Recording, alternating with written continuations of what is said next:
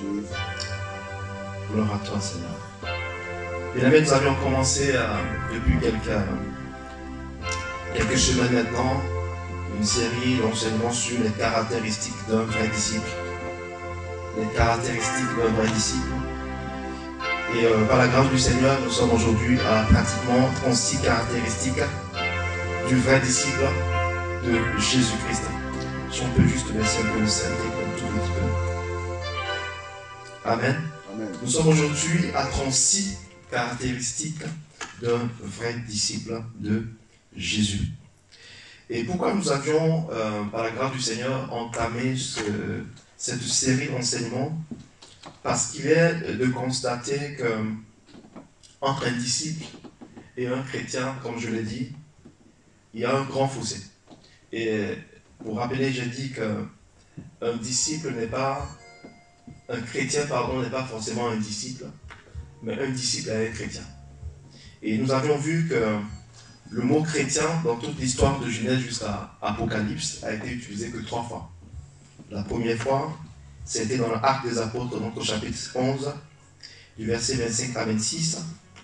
La deuxième fois, ça a été dans les Actes des Apôtres, le chapitre 26, le verset 27 à 28.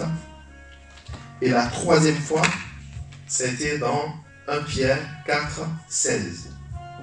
Et nous verrons réellement que lorsque Jésus envoie, il n'a pas envoyé les chrétiens, mais il a envoyé ses disciples. Il a envoyé ses disciples, il leur dit de faire de toutes les nations des disciples. Amen. Amen. Donc, le rôle d'un disciple, pourquoi nous nous accentuons là-dessus? Parce que c'est le disciple qui est capable de faire un disciple. C'est le disciple qui est capable de gagner un disciple. Parce qu'il y a un processus. Quand je vais évangéliser quelqu'un, lorsque je gagne une âme, le travail ne s'arrête pas là. Le rôle est également d'équiper de cette personne-là pour qu'elle soit vraiment un disciple de Christ. Pourquoi? Parce que le disciple seul a la capacité de faire exactement ce que son maître fait.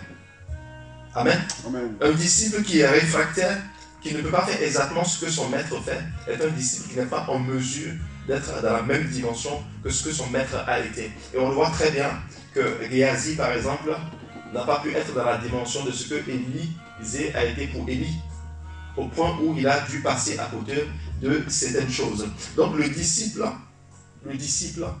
est celui qui fait exactement ce que Jésus a fait. Il voit pour modèle Christ. Alors que le chrétien, qui n'est pas un disciple, est quelqu'un qui peut être à l'église, il peut être dans une assemblée, il peut prier, mais il a du mal à marcher conformément à la marche que le maître a eu à avoir pour modèle Christ. Quand il y a une situation qui se présente, il est capable de passer à côté de beaucoup de choses, parce qu'en fait, Christ n'est pas son modèle. Amen. Est-ce que je parle à quelqu'un? Amen. Et plus loin, on verra que Paul dira, soyez, que je sois votre modèle comme Christ, comme je suis moi-même, comme moi-même Christ est mon modèle. Amen. Amen. Et nous sommes aujourd'hui dans les 36 caractéristiques du vrai disciple. Nous sommes au point numéro 3. Donc les dimanches qui sont passés, nous avions vu que la première caractéristique d'un vrai disciple, c'est sa relation avec la parole de Dieu. La relation qu'il a avec la parole de Dieu.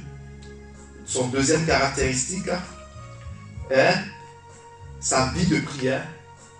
Et la troisième caractéristique que nous allons voir aujourd'hui, c'est sa vie de jeûne. Amen. Un vrai disciple, il jeûne. Okay. Amen. Donc, le jeûne, point numéro 3, fait partie des caractéristiques d'un vrai disciple. Pourquoi? Parce qu'il va passer du temps, il va comprendre que Christ a jeûné, et comme Christ a jeûné, il jeûne aussi. Amen. Et c'est aussi que lorsque le Seigneur commence son ministère, il va se mettre à jeûner. Christ a jeûné. Donc, comme Christ a jeûné et qu'il est le modèle du disciple, le disciple aussi passe un temps, quand il sent que son esprit le pousse, que le Saint-Esprit pousse son esprit à jeûner. Il jeûne parce qu'il veut avoir une intimité avec son maître qui est Christ. Et on l'a vu dans Matthieu 17, 20. Amen. Où il y a une certaine dimension qu'on ne peut pas atteindre dans notre vie spirituelle si nous ne sommes pas des hommes et des femmes qui sommes habitués au jeûne et à la prière. Dans Matthieu 17, 20 à 21, on voit que les apôtres, les disciples de Jésus étaient confrontés à une situation où ils n'ont pas pu chasser le démon qui possédait cette personne. Et le Seigneur a dit que cette sorte de démon ne sortait que par la prière et par le jeûne. Amen. Le jeûne nous donne de muscler notre esprit en tant que disciple et de pouvoir marcher selon la volonté du Seigneur. Amen. Amen. Donc, sa quatrième caractéristique, c'est sa vie de consécration. Sa vie de consécration, le disciple a une vie de consécration. Et cette vie de consécration, quand on parle de consécration, généralement, on se dit, je me mets à part. Oui, mais je ne mets pas que mon corps à part, parce que Dieu n'utilise pas ce qui n'a pas été consacré. Ce qui ne lui a pas été consacré, Dieu n'utilise pas ce qui ne lui a pas été consacré. Et être consacré, une vie de consécration, est une vie où nous fuyons le péché sous toutes ses formes. Amen. Parce que le péché peut avoir plusieurs formes. La demi-vérité est un péché.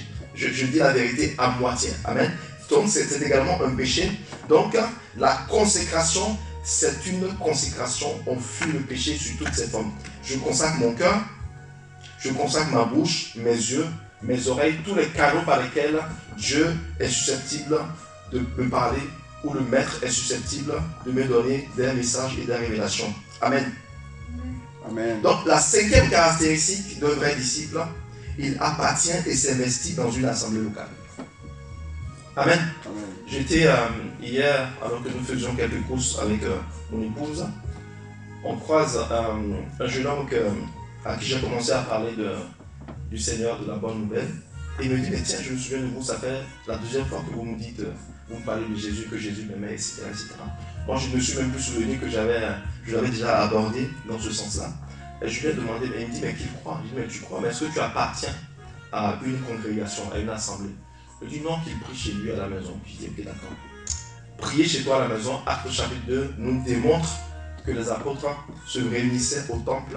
Ils étaient aussi réguliers dans les maisons. Donc il y a des choses en tant que disciple, quand on a compris cela, on comprend que le disciple est quelqu'un qui vit beaucoup la communion fraternelle. Le disciple est quelqu'un qui appartenait à une assemblée. Donc, et quand je suis disciple, l'une des caractéristiques, c'est qu'on le voit aussi à travers de ma capacité à dépendre d'une assemblée. La capacité de pouvoir partager ensemble une communion fraternelle avec les frères et sœurs. Amen. Amen. Et on voit dans Luc 1, 8, Luc chapitre 1, le verset 8 à 10 que je lis au nom de Jésus. Or, pendant qu'il s'acquittait de ses fonctions devant Dieu selon le tour de sa classe, il fut appelé par le sort, d'après la règle du sacerdoce, à entrer dans le temple du Seigneur pour offrir du parfum. Toute la multitude du peuple était dehors en prière à l'heure du parfum. On parle ici de Zacharie, qui est le mari d'Élisabeth, qui était stérile. Et on voit qu'il a été visité à un moment propice. Il a été visité alors qu'il s'apprêtait à rendre ministère. Il s'apprêtait à jouer son rôle. Amen. Pendant qu'il était dans le temple, pendant qu'il était en train de servir. Parce que la Bible dit que c'était le tour de sa classe. Donc il appartenait au département qui se chargeait de parfumer l'autel de Dieu. Et alors qu'il s'acquittait de cela, Dieu le visite et Dieu lui laisse un message. Mais pourquoi Dieu n'a pas visité Zacharie chez lui à la maison? Amen. Pourquoi Dieu ne lui a pas parlé en chemin? Non pas parce que Dieu n'était pas en mesure de lui parler en chemin ou de lui parler chez lui, mais Dieu avait choisi que cette dimension de révélation-là, il ne pouvait que donner cela à Zacharie alors qu'il était dans la maison en train de servir Dieu. Donc dans l'assemblée locale, le disciple, il s'investit. Il peut être quelqu'un qui, même quand on lui confie une mission, il le fait, il aime les frères, il s'investit, il sert les hommes, parce qu'il sait qu'en servant les hommes, il sert Dieu. Amen. Amen. La sixième caractéristique d'un vrai disciple, c'est qu'il fait de sa maison un lieu de prière. Sa maison est un lieu de prière rattaché à son assemblée locale. Pourquoi? Parce que dans Colossiens 4,15, la Bible nous dit ceci. Saluez les frères qui sont à Laodicée et Néphas et l'église qui est dans sa maison. Romains 16, 5. Saluez aussi l'église qui est dans leur maison. Saluez Ephranétète, mon bien-aimé, qui a été pour Christ les prémices de l'Asie. Amen. Amen. 1 Corinthiens 16, 19. Les églises d'Asie vous saluent, Aquilas et Priscille, avec l'église qui est dans leur maison, vous salue beaucoup dans le Seigneur. Amen. Amen. Par ces différents versets, nous voyons ici que ces disciples de Christ de l'église primitive avaient une maison qui était au service de Dieu. C'était des gens très actifs, mais qui étaient au service de Dieu, qui servaient Dieu également avec leur maison, avec ce qu'ils avaient chez eux. Ils avaient passé du temps dans les temples, comme Actes 2, 47 pouvait nous le dire, mais ils avaient aussi leur maison qui était en fait des églises qui servaient de lien entre le temple, entre les communions fraternelles et l'œuvre que Christ leur avait confiée. Et nous voyons ici qu'au début de certaines lettres de Paul, Paul fera office de cela, il parlera de cela, soit au début ou à la fin de ces messages qu'il adressait à ces différentes églises. Donc un vrai disciple, on le voit aussi par cette caractéristique-là qu'il a de pouvoir faire de sa maison un lieu de prière. Un lieu, une église qui est en communion avec son église, qui est rattachée à son église. Est-ce que nous sommes en train de bénir ce matin? Amen. La septième caractéristique d'un vrai disciple, c'est qu'il est un gagneur d'âme. Waouh! C'est un gagneur d'âme. Et pour le vrai disciple, cette caractéristique est pour lui une obligation. Pourquoi? Parce que dans 1 Corinthiens 9, 16, la Bible dit ceci, je lis au nom de Jésus. Si j'annonce l'évangile, ce n'est pas pour moi un sujet de gloire, car la nécessité m'en est imposée. Et malheur à moi si je n'annonce pas l'évangile. Romains 10, 14. Comment donc invoqueront-ils celui en qui ils n'ont pas cru? Et comment croiront-ils en celui dont ils n'ont pas entendu parler? Et comment entendront-ils parler s'il n'y a personne qui prêche? Amen. Amen. Donc, le disciple, cette septième caractéristique, c'est quelqu'un qui est un gagneur d'âme. C'est-à-dire que c'est spontané. On ne le force pas à aller en fait gagner des âmes parce que c'est une obligation. Ce n'est pas un luxe pour lui, ce n'est pas une gloire pour lui d'aller évangéliser, mais on lui a imposé cela, comme Paul le dit dans 1 Corinthiens 9, 16. Si j'annonce l'évangile, ce n'est pas pour moi un sujet de gloire, car la nécessité m'en est imposée. Le disciple est obligé de gagner des âmes. Combien d'âmes nous avons gagné déjà depuis le début de l'année? Combien d'âmes as-tu dû gagner? À combien de personnes tu as pu parler de l'amour de Christ, de ce que le Christ a fait pour elle à la croix, pour l'œuvre salvatrice? Parce que la Bible dit que Christ est mort pour quiconque. Si tu es un disciple, combien de personnes as-tu évangélisé? Combien de personnes as-tu pu toucher depuis ce début de cette année 2022? Amen. Et petit à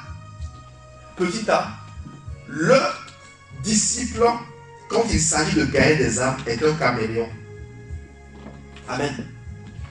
Amen. Amen. Il a un caméléon. Il a la capacité de s'adapter à l'environnement, aux gens qui s'en va toucher. Et j'ai été très frappé par un livre d'un grand disciple de Christ qui a opéré au début du XXe siècle, le Sadhu Sundar Singh, qu'on appelle l'apôtre de l'Inde, qui a impacté sa génération. Et le Sadhu Sundar Singh, lorsqu'il arrive à Christ, n'a rien changé de sa façon de s'habiller. Parce qu'un sadhu, c'était un moine et il avait une façon de s'habiller. Il avait une façon de se tenir et il n'a rien changé de cette façon de faire parce qu'il disait que c'était sa façon pour lui de pouvoir gagner les personnes qui étaient du Tibet. Il allait prêcher même dans l'Himalaya et cette façon d'être, il n'a pas changé. Il n'a pas commencé à mettre des costumes parce qu'il dit, si je change ma façon d'être, je ne pourrai pas les gagner à Christ. Donc je reste tel que je suis, tel que Christ m'a appelé, je reste ainsi et je viens pour pouvoir toucher ces personnes-là. Donc petit a, le vrai disciple, quand il s'agit de gagner des âmes, est un caméléon. 1 Corinthiens 9, 19 jusqu'à 23, que je lis au nom de Jésus-Christ. Car, bien que je sois libre à l'égard de tous, je me suis rendu le serviteur de tous, afin de gagner le plus grand nombre. Avec les Juifs, j'ai été comme Juif, afin de gagner les Juifs. Avec ceux qui sont sous la loi, comme sous la loi, quoique je ne sois pas moi-même sous la loi, afin de gagner ceux qui sont sous la loi. Avec ceux qui sont sans la loi, comme sans loi, quoique je ne sois pas sans loi, de Dieu étant sous la loi de Christ, afin de gagner ceux qui sont sans loi. J'ai été faible avec les faibles, afin de gagner les faibles. Je me suis fait tout à tous, afin d'en sauver de toute manière quelques-uns. Je fais tout à cause de l'évangile, afin d'y avoir part. Amen. On voit ici que Paul arrive, on lui dit, écoute, tu dois raser la tête, parce que les gens commencent à dire que tu ne crois pas en la loi de Moïse. Donc on lui dit, mais tu dois faire ça, parce que si tu veux le gagner, tu vas le faire. Paul, il a fait. Et Paul nous dit ici qu'à cause de l'évangile, il a fait tout. À cause de l'évangile, avec les faibles, il a été faible. Avec ceux qui étaient forts, il a été comme fort. Mais il n'a pas été faible parce qu'il est faible, il a été faible parce qu'il veut faire tout possible pour gagner un certain nombre à Christ. Et il y a certaines personnes qui, quand vous allez les évangéliser, vous êtes obligés de vous adapter à leur façon d'être et de vivre. S'ils ont l'habitude, par exemple, de boire l'eau de la rivière, alors que tu vas les gagner, tu es obligé, quand ils te servent l'eau de la rivière, de boire l'eau de la rivière. Tu dois boire cette eau parce que si tu refuses de boire cette eau, ou tu refuses même de te coucher à même le sol, alors que tu t'es habitué à un certain standard, en fait, ils vont se dire, mais cette personne n'est pas capable de nous aimer. Pour eux, tu ne les aimes pas. Donc, il est important que le disciple, au point que le petit A démontre sa capacité à pouvoir se camoufler et être dans la forêt comme un militaire, mais qui ne soit pas repérable. Il met un camouflage pour pouvoir gagner plusieurs personnes à Christ parce que son objectif, c'est de gagner plus d'un. Est-ce que nous sommes en train d'être bénis ce matin? Amen. Le disciple, quand il arrive dans son environnement, c'est lui qui impacte l'environnement dans lequel il arrive pour pouvoir gagner un certain nombre à Christ. Il comprend que c'est une obligation. 8e caractéristique. Il est capable de faire des disciples. Il est capable de faire des disciples. On reconnaît un vrai disciple par sa capacité à faire des disciples. Pourquoi? Parce que lui-même, il est un disciple. S'il est un disciple, il ne peut que faire que des disciples. Est-ce que je suis en train de parler à quelqu'un? Amen. En fait, on donne aux autres ce qu'on a. On donne aux autres ce qu'on a reçu. Et notre travail ici, c'est de travailler à ce que les hommes et les femmes de cette assemblée soient des disciples authentiques de Christ, capables à leur tour de faire des disciples. Amen. Amen. 8e caractéristique, il est capable de faire des disciples. Amen. Amen. Donc je disais que le disciple est un fin imitateur de son maître.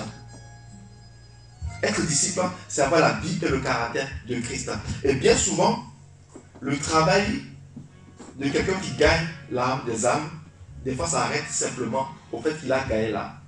Au fait qu'il a parlé de Christ. Au fait qu'il a amené dans une assemblée et qu'il a commencé à prier. Mais le travail ne s'arrête pas là. Et on verra très bien que Paul dira ceci. Il dit, comme à des enfants nouveau-nés, je vous ai donné du lait. J'ai observé votre ton de croissance, mais juste là, vous n'êtes même pas en mesure de prendre la nourriture solide. Pourquoi? Parce que je gagne l'âme, mais mon travail ne s'arrête pas là. Mon travail est de veiller à ce que cette âme devienne un disciple authentique de Christ. Parce que alors qu'il est un disciple, il n'aura aucune difficulté à pouvoir en faire d'autres disciples. Et on le voit dans le livre de Matthieu, la dernière volonté de Jésus, la dernière volonté de Christ, c'est que nous devons faire des disciples. Il envoie des disciples et il leur dit, faites des disciples. Et nous savons très bien, bien aimés, combien nous sommes attachés à la dernière volonté de quelqu'un. Quand on a un parent qui part, quelqu'un qui nous aime, que nous aimons tellement, qui nous quitte, nous respectons à la lettre sa dernière volonté. Et des fois, quand j'entends dire que le défunt a dit qu'il ne faut pas lui porter un tel vêtement. Le défunt a dit qu'il ne faut pas l'inhumer à tel endroit. Amen. Parce que la dernière volonté de quelqu'un est respectée à la lettre. Et la dernière volonté, l'une des dernières volontés, la plus grande dernière volonté de Christ, c'est que nous fassions des disciples. Parce qu'il sait que c'est le disciple qui est en mesure d'être ce qu'il a été. Que c'est le disciple qui est en mesure de marcher dans ses pas. Et que c'est le disciple qui est capable de faire ce que lui-même Christ il a fait. Est-ce qu'il y a un disciple ici ce matin? Amen. Je n'entends pas ton amen. Amen. Ton amen ne me fait pas du bien ce matin. Amen, amen, amen, amen. Le disciple. Je garde la personne, mais je veille à travailler à ce qu'elle devienne un disciple de Christ. Le problème que nous avons dans nos églises, c'est que nous avons beaucoup de chrétiens et nous avons très peu de disciples. Parce que le disciple, tu n'as pas besoin de trop bavarder. Tu n'as pas besoin d'être trop derrière le disciple. Il sait ce qu'il a à faire. Il sait ce qu'il doit faire. Parce que sa seule volonté est de plaire à Christ. Sa seule volonté est de marcher dans les pas de celui qui a dit « Je suis le chemin ». Sa seule volonté, c'est de faire ce que celui qui a dit « Je suis la vérité » a fait. Amen. Jean 1, 41 à 46, que je lis au nom de Jésus-Christ. Ce fut lui qui rencontra le premier son frère Simon et lui dit « Nous avons trouvé le Messie ». Ce qui signifie Christ. Et il le conduisit vers Jésus, et Jésus l'ayant regardé, dit « Tu es Simon, fils de Jonas, tu seras appelé Céphas, ce qui signifie Pierre. » Le lendemain, Jésus voulut se rendre en Galilée, et il rencontra Philippe. Il lui dit « Suis-moi. » Philippe était de Bethsaïda, de la ville d'André et de Pierre. Philippe rencontra Nathanaël et lui dit « Nous avons trouvé celui dont il est, celui de qui Moïse a écrit dans la loi et dont les prophètes ont parlé, Jésus de Nazareth, fils de Joseph. » Verset 46, Nathanaël lui dit « Peut-il venir de Nazareth quelque chose de bon ?» Philippe lui répondit « Viens et vois. » Amen. Amen. Donc ici, on voit que Christ prend la démarche de choisir. Il prend la démarche d'appeler. Et quand Philippe, il fait quoi? Il va, il voit Nathanaël, il lui dit Nathanaël, quelque chose se passe. J'ai trouvé quelqu'un. J'ai trouvé le Messie. J'ai trouvé celui dont il a été parlé dans le livre des prophètes, dont Moïse nous a parlé. Il dit j'ai trouvé le Christ. J'ai trouvé le Messie. Et il lui dit mais attends. Mais est-ce que toi tu penses que de Nazareth, quelque chose de bon peut sortir de là-bas? Parce que Nazareth était dans un bas-fond, dans un trou. C'était un vie qui était dans un fossé, dans un bas-fond. Donc de Nazareth, quelque chose de bon ne peut pas sortir de là. Et alors, Philippe lui dit, viens et vois. Viens et vois parce que Christ est capable de faire des choses dans ta vie. Viens et vois parce que Christ, quand tu deviens son disciple, tu marches exactement comme il a marché. Tu fais ce qu'il a fait. Viens et vois. Viens et vois.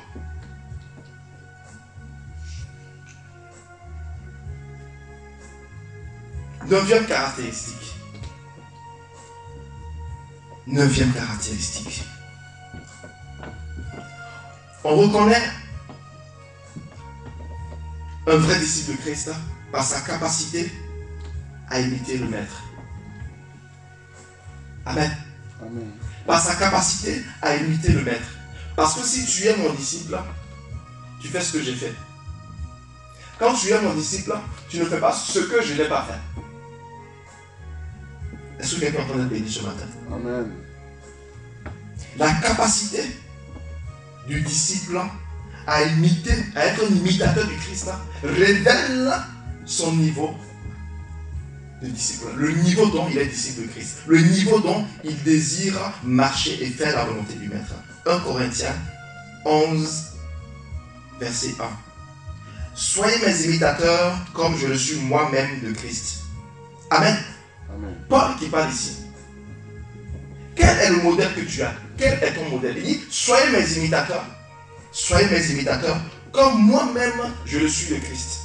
Il a vu un standard. Il a vu un modèle. Et le modèle qu'il a vu est un modèle qui lui convient. C'est un modèle qui doit suivre. Et il parle ici à l'église de Corinthe. Il dit, soyez mes imitateurs comme moi-même je le suis de Christ. Donc le disciple, il se révèle par sa capacité à être un imitateur du Christ. Sa capacité à marcher selon que Christ a marché. Sa capacité à être un modèle pour les autres. un modèle qui reflète la vie et le caractère de Christ. Est-ce que j'ai parlé à quelqu'un? Amen. Jean, le chapitre 5, verset 19 à 20. Que je lis au nom de Jésus. Jésus reprit donc la parole et leur dit, en vérité, je vous le dis, le Fils ne peut rien faire de lui-même, il ne fait que ce qu'il voit faire le Père. Amen. Amen. Et tout ce que le Père fait, le Fils aussi le fait pareillement. Car le Père aime le Fils et lui montre tout ce qu'il fait. Et il lui montrera des œuvres plus grandes que celles-ci, afin que vous soyez dans l'étonnement. Jésus qui répond, qui dit, en vérité, je vous le dis, le Fils ne peut rien faire sans le Père. Amen. Et Christ dit que tout ce qu'il fait, c'est ce qu'il a vu son Père faire. Jésus a révélé au monde le modèle parfait du Père. Il a révélé le modèle, l'image du Père au monde. Et quand il part, il confie la responsabilité, il passe le témoin à quelques personnes qu'il a choisies, de ses disciples. Et à ceux-là, il leur dit, moi je ne fais rien de moi-même, je fais ce que je vois le Père faire. Donc si Christ, que nous suivons, a fait ce que le Père a fait, nous en retour, nous devons faire ce que nous l'avons vu faire, parce qu'il a été le modèle, la parole faite chair, celui qui a révélé qui est le Père, et quand nous marchons selon son modèle, nous accomplissons ce que le Père est. Amen. Est-ce que je parle à quelqu'un? Amen. Vous savez, quand vous êtes dans une famille, que vous avez un frère aîné, son modèle qu'il est très important, parce que toute la fratrie va essayer de copier le modèle qu'il est. Dans une famille, bien souvent, on voit que si on a un frère aîné qui dérape beaucoup, on a tendance à protéger beaucoup plus les autres par rapport à cet aîné, parce qu'on a cette peur que les autres deviennent ce qu'il est, parce qu'il n'est pas un bon modèle pour ses frères. Et c'est ainsi que la Bible déclare que nous qui sommes à Christ, nous sommes nés de Dieu. Nous devenons enfants de Dieu. Et comme nous devenons enfants de Dieu, je dis souvent que jusqu'à la croix, Dieu avait un seul fils unique.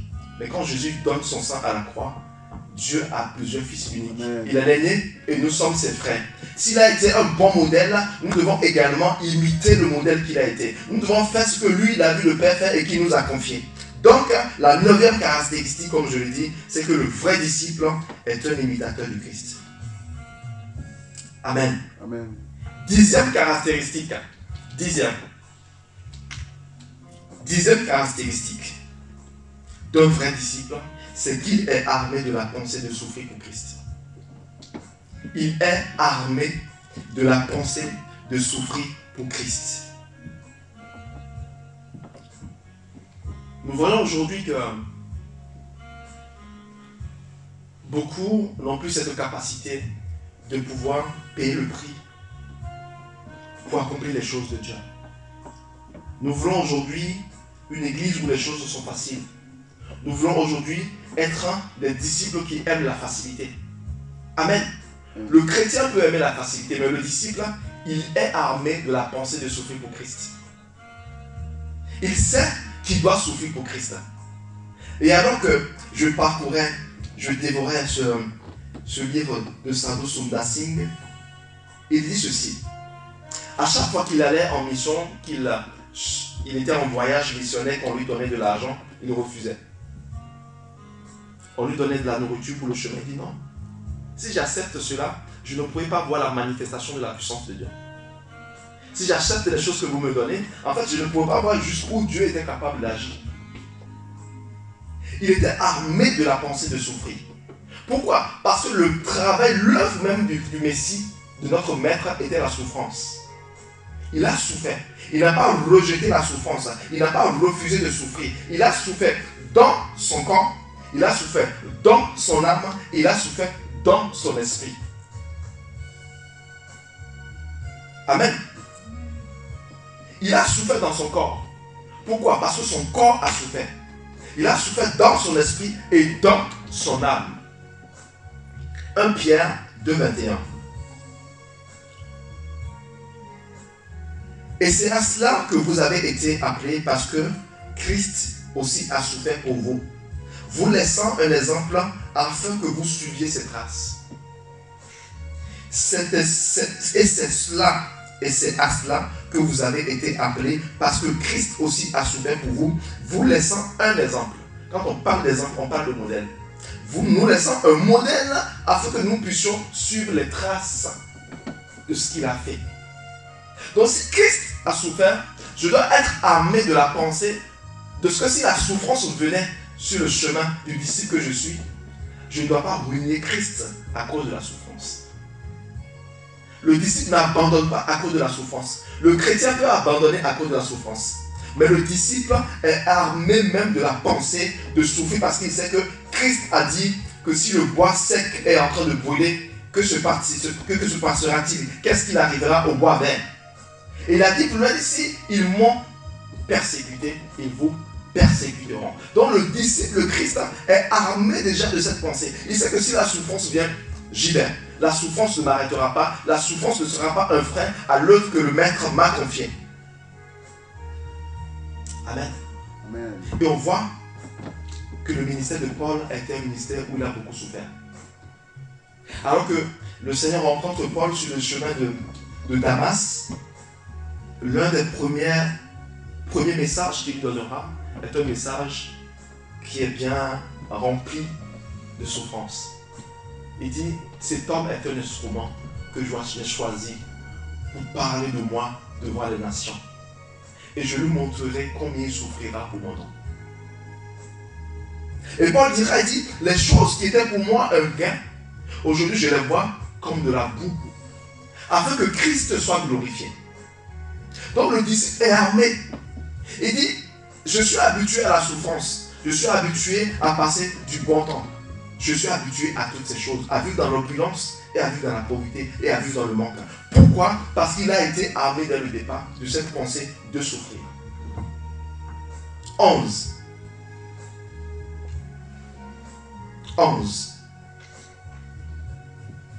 Quand on voit un vrai disciple du Christ, il a un modèle. Il est un modèle. Il est un modèle pour les autres. Philippiens 3, 17. Soyez tous mes imitateurs frères et portez le regard sur ceux qui marchent selon le modèle que vous avez en nous. Philippiens 3, 17. Soyez tous mes imitateurs frères et portez les regards sur ceux qui marchent selon le modèle que vous avez en nous.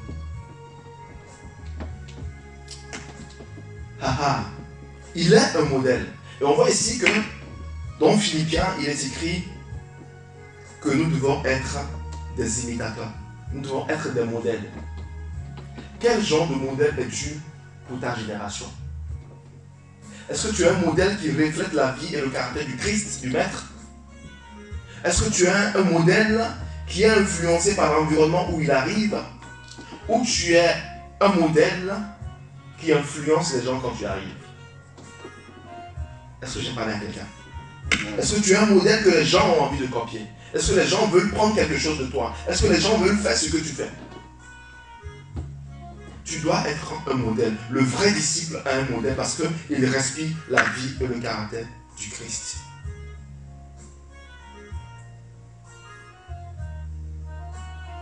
Amen. Amen. Amen. Est-ce qu'on est en train de suivre? Amen. Juste là, tout va bien? 12. 12e caractéristique d'un vrai disciple. Il marche comme Christ a lui-même marché. Il marche comme Christ a lui-même marché. 1 Jean 2,6. 1 Jean 2,6. Celui qui dit qu'il demeure en lui doit marcher aussi comme lui, il a marché lui-même. Je reprends. Celui qui dit qu'il demeure en lui doit marcher aussi comme il a marché lui-même. Waouh! 12e caractéristique. Le vrai disciple marche comme Christ lui-même a marché. C'est-à-dire que c'est quelqu'un qui va se poser souvent la question, est-ce que ce que je m'en vais faire, si Christ était à ma place, si mon maître était à ma place, est-ce qu'il ferait la même chose? Il marche comme Christ lui-même a marché. Ce que Jésus n'a pas fait, il ne le fait pas. Ce que le maître n'a pas fait, il ne le fait pas. Ce qu'il n'a pas vu le maître faire dans sa parole, il ne le fait pas. Il s'abstient de tout ce que Christ n'a pas fait et que Christ ne fera pas. Il fait exactement ce que Christ a fait. Il marche comme Christ a marché. Est-ce que quelqu'un suit ce matin? Amen. Est-ce qu'on entend bénir? Amen.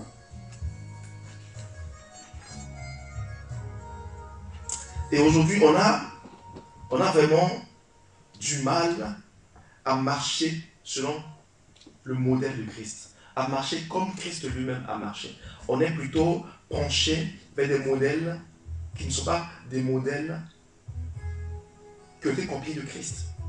On a des modèles aujourd'hui qui sont pleinement un modèle humain, un modèle qui est issu de la volonté, de la façon de vouloir faire de l'homme. Nous devons copier Christ et nous devons nous attacher aussi à des modèles des hommes et des femmes que nous voyons dans notre société aujourd'hui qui ont marché comme Christ a marché, qui marchent comme Christ a marché et qui, quand ils font des choses qui ne sont pas comme le maître a fait, ne copions pas ce qui n'a pas marché et ce que le maître n'a pas fait. Amen. Amen. 13e caractéristique, et nous allons nous rester là, nous allons nous arrêter là pour aujourd'hui. 13e caractéristique, c'est que le vrai disciple, il sert les hommes. Il sert les hommes, mais il ne se sert pas des hommes. Il sert les hommes, mais il ne se sert pas des hommes.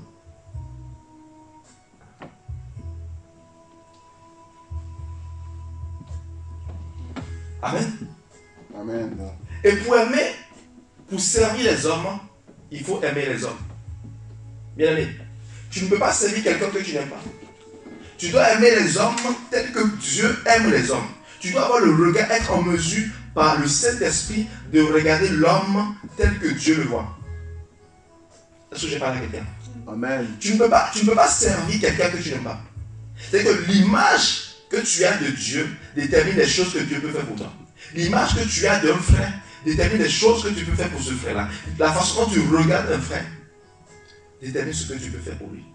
Tu ne peux pas servir un frère que tu méprises. Tu ne peux pas servir une soeur que tu méprises. Tu ne peux pas servir un frère ou quelqu'un que tu méprises dans ton cœur. Tu ne peux pas le servir. Alors que servir Dieu, c'est servir les hommes. Servir Dieu, aucun homme ne peut dire, aucun disciple ne peut dire qu'il est en train de servir Dieu quand il n'est pas en mesure de servir les hommes. Est-ce que j'ai parlé à quelqu'un? Amen. Les apôtres qui ont été missionnés, les disciples, les premiers disciples, ont été envoyés pour servir Dieu, mais Dieu les envoie auprès des hommes pour aller servir les hommes. Et alors qu'il sert les hommes, il sert trois types de personnes. Le disciple qui sert l'homme, qui ne se sert pas des hommes, il sert l'homme. Il sert trois types de personnes, ou trois catégories de personnes. La première catégorie de personnes, c'est l'homme de Dieu. Le vrai disciple, il sert l'homme de Dieu. Je ne parle pas du chrétien, parce que le chrétien, quand il sert l'homme de Dieu, il pense qu'il est en train de servir l'homme. Il n'est pas armé de cette pensée qu'il est en train de servir Dieu. Pour lui, il est en train de servir un homme. Et à un moment donné, il vacille parce que le comportement de l'homme de Dieu peut à un moment donné peut-être le frustrer. Et il abandonne. Mais le disciple, il est armé de cette pensée. Pour lui, numéro 1, il est en train de servir l'homme de Dieu, mais il sert Dieu. 2, il sert les frères et les sœurs. Le vrai disciple, il sert les frères et les sœurs. Et il sait que quand il sert les frères et les sœurs, il est en train de servir Dieu. Il est en train de servir Dieu au travers des hommes. 3, il sert les païens et il sert le monde entier. Il sert le monde. Il sert les païens. Amen. Amen. Pourquoi? Il sert les païens parce que Paul, par exemple, a été fait apôtre des païens. Dieu aime les païens. Dieu veut gagner les païens. Il sert les païens parce que s'il n'aime pas les païens, il ne peut pas avoir le fardeau pour les gagner. S'il n'aime pas les païens, il ne peut pas avoir cette compassion de pouvoir les gagner. Mais frère, je peux te dire que l'un des plus grands apôtres, l'un des plus grands disciples de Christ, qui a travaillé plus que tous les apôtres par la grâce du Seigneur. L'apôtre Paul a été envoyé pour les disciples, pour les païens. Ça nous montre l'importance, le prix que Christ a pour les païens. Donc si notre maître a cette importance pour les païens, il est important que nous puissions également aimer les païens parce que Dieu les aime. Amen. Il envoie Paul. Parce que la capacité que Paul avait à gagner les âmes était une grande capacité. Et Dieu envoie l'un des plus grands apôtres de cette génération-là vers les païens. Il dit, j'ai été fait apôtre des païens. Des gentils. Amen. Amen. Marc 12, 31. Voici le second. Tu aimeras ton prochain comme toi-même et il n'y a pas d'autre commandement plus grand que cela. Tu aimeras ton prochain comme toi-même et il n'y a pas d'autre commandement plus grand que cela. Est-ce que je suis en train de parler à quelqu'un? Amen. Pourquoi? Parce que quand j'aime mon prochain, il y a des choses que je suis en mesure de faire. Quand j'aime mon prochain, il y a des choses que je suis capable de faire. Les gros problèmes qu'on a aujourd'hui dans nos maisons, dans nos familles et dans l'église, et même dans le corps du Christ, c'est que nous ne nous aimions pas. Ou on fait un faux semblant d'aimer. On est spontané à critiquer, à juger. Spontané, dès qu'on tourne le dos au frère ou à la soeur, à commencer à parler de lui. Et alors, j'aimerais dire à quelqu'un ce matin que toutes les fois que tu es armé de la pensée de critiquer quelqu'un, mets-toi à intercéder pour la personne. Amen. Toutes les fois que cette pensée de commencer à critiquer quelqu'un te traverse, commence à intercéder pour ce que tu dois critiquer. Que ton sujet de critique se transforme en un sujet d'intercession. Est-ce que je viens de parler à quelqu'un ce matin? Amen. Je dis que ton sujet de critique se transforme en sujet d'intercession parce que le Seigneur te recommande en tant que disciple d'aimer ton prochain comme toi-même. Amen. Amen. Amen. 2 Rois 3:11. Mais Josaphat dit, n'y a-t-il ici aucun prophète de l'Éternel par qui nous puissions consulter l'Éternel? L'un des serviteurs du roi d'Israël répondit, il y a ici Élisée, fils de Shaphat, qui versait l'eau sur les mains d'Élie. Il y a de ces choses, bien aimés. On voit ici qu'on parle d'Élisée qui est fils de Shaphat, qui versait l'eau sur les mains d'Élie. Il y a de ces choses que tu ne peux jamais toucher, que tu ne peux jamais saisir si tu ne sais pas l'homme, si tu ne sais pas les hommes et si tu ne sais pas celui que Dieu a envoyé. Est-ce que je parle à quelqu'un? Amen. Il y a des personnes qui sont des premiers leaders. Et il y a des personnes qui sont des seconds leaders. Il y a des Moïse, il y a des Aaron, il y a des Hur. Quand tu es un Moïse, Dieu envoie des Aaron et des Hur pour venir tenir la main de Moïse lorsqu'il est en train de combattre. Mais on est dans une génération où cette génération, tout le monde veut être leader. Il y a des bons leaders, il y a des gens qui seront faits seulement pour être de bons leaders. Et il y a des gens qui sont faits seulement pour être de bons seconds leaders. Et tu dois être capable d'influer, d'être un leader à 360 degrés. C'est-à-dire que même quand tu es un leader de second plan, tu dois pouvoir influencer tous ceux qui sont autour de toi à partir de là où tu es. Amen. Quelqu'un a dit, alors que je lui parlais du leadership, il m'a dit, mais non, je ne suis pas encore leader. Quand je serai leader, je vais commencer à travailler sur le leadership. Je dis non. Commence à travailler sur le leadership avant de devenir leader. Amen. Amen. Parce que, alors que tu deviens leader, tu es appelé à poser des actions. Donc le leadership, c'est quelqu'un qui est capable de servir les autres. Un disciple qui est capable de servir les autres, mais à partir de là où il est. Même si on lui dit, tu dois ranger les chaises. En fait, pour lui, il sait qu'en faisant ça, il peut impacter d'autres personnes. En rangeant simplement les chaises, il est capable de laisser des petits mots dessus. Frère, Jésus t'aime. Il sait qu'un tel frère s'assoit à tel endroit. Le vrai disciple est capable, même quand il est appelé à balayer la salle, à pouvoir impacter à partir de là. Quel genre de disciple tu es? Est-ce que je parle à quelqu'un ce matin? Amen. Il faut toujours quelqu'un pour verser de l'eau sur la main de quelqu'un. Il faut toujours quelqu'un pour être avec quelqu'un pour le pousser. Mais j'aimerais te dire, en fait, quand tu regardes le ciel, par exemple, tu as la lune et tu as plusieurs étoiles. Ce n'est pas une seule étoile qui éclaire le ciel. Il y a plusieurs étoiles là qui illuminent le ciel. Pourquoi? Parce qu'une seule étoile, malgré sa capacité à briller, n'est pas capable d'éclairer tout le ciel. Et le ciel représente le monde, la lune représente Dieu. Et toi, tu as une position importante à cause des autres étoiles. Amen. Est-ce que je parle à quelqu'un ce matin? Amen. Tu dois être en mesure de pouvoir le faire. Et quand tu le fais, tu comprends que tu es un disciple. Et un disciple est appelé à servir les hommes. Et il est aussi important, puisque je disais qu'un disciple sert les hommes et il ne se sert pas des hommes, à ce que tu sois en mesure de reconnaître ce que Dieu a déposé dans les autres. Un vrai disciple reconnaît ce que Dieu a mis dans les autres. Il ne se dit pas qu'il a la science infuse ou qu'il connaît tout. Parce que alors même que les autres ont une capacité d'opérer, d'agir, de faire des choses, c'est que Dieu inspire les autres pour qu'ils puissent l'accompagner dans la mission que Dieu lui a confiée. Donc, il sert les hommes, mais il ne se sert pas des hommes. Voici, bien aimé, aujourd'hui, 13 caractéristiques d'un vrai disciple que nous avons commencé à voir depuis quelques semaines. Est-ce que quelqu'un a été béni ce matin? Si tu as été béni, acclame le Seigneur. Acclame le Seigneur avant qu'on a continué. Je n'entends pas tes acclamations ce matin.